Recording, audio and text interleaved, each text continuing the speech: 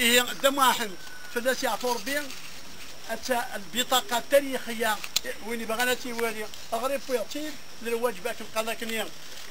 أتى داكينيا يون ورقاز يدون في أول في 1/8/1929 بقرية حوران وفي كيشيد شاداقي اتحاد فرنسا من 56 إلى 62 يقلا يشورك يثورة المباركة إيه نكون مالين كجايات مثلا توالي مرة على مرة إما يمثلون سوق ماس العالم الجزائر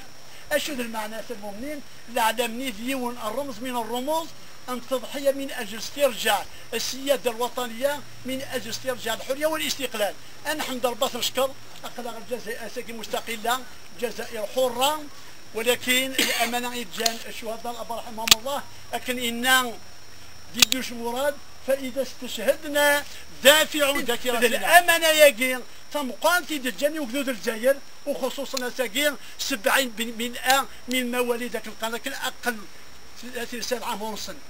70% au moins de 30 ans. أنوار حافظنا في الأمانة ديال الشهداء المؤمنين والأمانة ديال الشهداء ذو الحرية والاستقلال أوفنا المؤمنين الحرية والاستقلال والتضحية بالنفس والنفس يقدم الشعب الجزائر أوفنا إلى قتل الحذر إلى قتل الحفظ وذاكين بغاتي ديني أي سمحنا كل ويثمثلنا أما ذي مزيان أما ذي مقارنا وما على الرسول إلى البلاغ يعني من أجل وصول هذه الأمانة أسيني غير مزيان يلوي تنسي تساوند الساقي الحرية والاستقلال إلى قتل الحافظ